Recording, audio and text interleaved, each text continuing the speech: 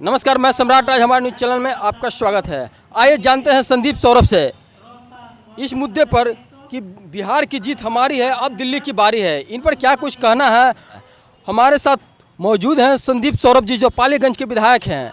आइए इस मुद्दे पर इनसे बात करते हैं, क्या कुछ कहना है कि बिहार की जीत हमारी है, अब दिल्ली की बारी है, एवं रसोइयों को सरकारी कर्मचारी घोषित किया जाए। इस पर क्या कुछ कहना है पालीगंज के विधायक संदीप सौरभ का। आइए जानते हैं उन्हीं की जुबानी। हमारे न्यूज़ चैनल पर बने रहिए, देखते रहिए आगे की विशेष रिपोर्ट।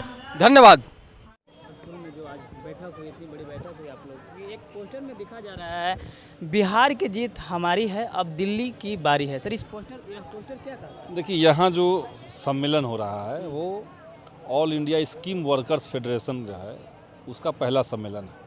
स्कीम वर्कर्स जो हैं, जो सरकार की कोई योजना आती है जिसको स्कीम कहा जाता है, उसमें जिन लोगों को काम मिलता है और उनको पैसा के नाम पे एकदम न्यूनतम पैसा। तो ये जो तस्वीर आप देख रहे हैं, आशा कर्मियों का आंदोलन है। और वो आंदोलन था क्योंकि अभी तक सरकार उनको दे रही थी 1500 रुपये महीने, और उसको पारितोषिक कहा जा रहा था, मानदेय नहीं कहा जा रहा था। तो मांग यही थी कि उसको बढ़ाया जाए और उसको मानदेय के श्रेणी में लाया जाए।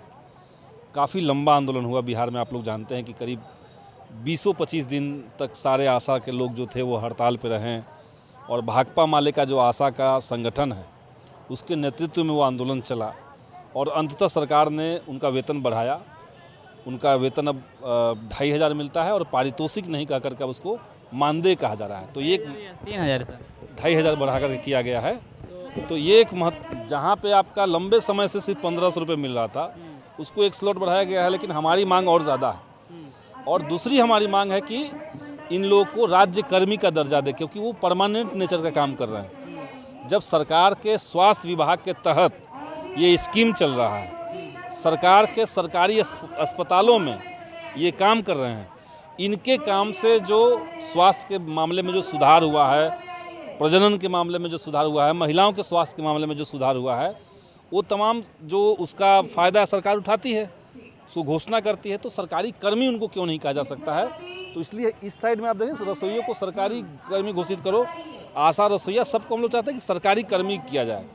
तो ये एक तो बिहार में हम लोगों ने आंदोलन शुरू किया, और एक आंशिक जीत हमारी है। अब बात है कि पूरे देश के अंदर आज के समय में ये अब दिल्ली की बारी है जो हम कह रहे हैं, उसका एक ख़ास मतलब है। उसका मतलब है कि केंद्र सरकार सारी नौकरियों को जो पहले से सरकारी था उसको भी ठेका पट्टा पर शिफ्ट कर रही है। जैसे आर्मी की बहाली, अब उसको 4 साल का कर दिया गया है अग्निपथ योजना ला करके। उसी तरीके से अलग अलग जगहों पर गेस्ट के रूप में लोगों को लाया जा रहा है, ठेका पट्टा पर लोगों को लाया जा रहा है, आउटसोर्सिंग कंपनियों के माध्यम से लिया जा रहा है।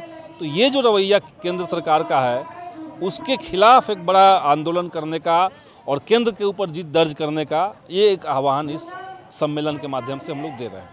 एक पोस्टर क्या कहते हैं, बिहार की जीत हमारी है, अब दिल्ली की बारी है, इसका सब क्या है? मैंने बिहार में जो आंदोलन चला, रसोइया और आशा कर्मियों का आंदोलन चला, उसमें एक जीत हम लोगों ने हासिल किया। अब दिल्ली की बारी है, मतलब केंद्र सरकार जो योजनाएं बना रही है, वहाँ जिस तरीके से सारी सरकारी नौकरियों को ख़त्म करके जो सरकारी कर्मी हैं उनको भी कैसे ठेका पट्टा पर शिफ्ट करवाया जा रहा है। तो अब दिल्ली को जीतना है, दिल्ली की बारी है। 24 के चुनाव में हर हाल में हम लोग केंद्र से मोदी सरकार को हटा देंगे, ये घोषणा है। नारे में यही बात लिखा हुआ है। सर, आप सत्ता में हैं और बता दें कि आप हमेशा गरीबों को आवाज़ उठाते रहते हैं, अपने विधानसभा में कई बार उठाया है, मालूम है। लेकिन आपको सर बता दें कि वैक्सीन कोरियर संघ, जो कि आशा दीदी का एक वो भी अंग है, लेकिन उनका अभी तक मांग नहीं पूरा हुआ। सर, उसके बारे में क्या? उस तरह के कई आंदोलन चल रहे हैं, मैं तो कह ही रहा हूँ।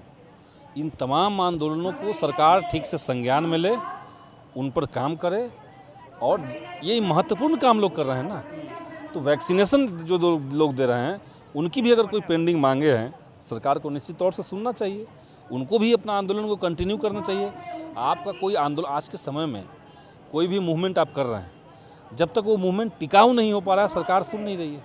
जैसे आशा कर्मियों ने ही जो आंदोलन किया, अगर वो एक दिन आकर के गर्दनीबाग से लौट जाती, नहीं सुनती सरकार। आपने देखा कि देश के किसान जो थे वो 3 कृषि कानूनों को लेकर के 1 साल से ज़्यादा लंबा आंदोलन दिल्ली में किया, तब जाकर के वो कृषि कानून ख़त्म हुआ। अब आशा कर्मियों ने वही लंबा आंदोलन किया, तो सरकार समझी, सुनी। उसी तरीके से और भी कोई मामले हैं तो उनको भी एक कंटिन्यूअस आंदोलन करना पड़ेगा। और CPI-ML जो पार्टी है, हम सरकार में हैं, लेकिन हमारा जो लक्ष्य है कि हम जन आंदोलनों की आवाज़ को सरकार तक पहुंचाएंगे, तो हम पहुंचाएंगे उनकी भी बात को। ठीक।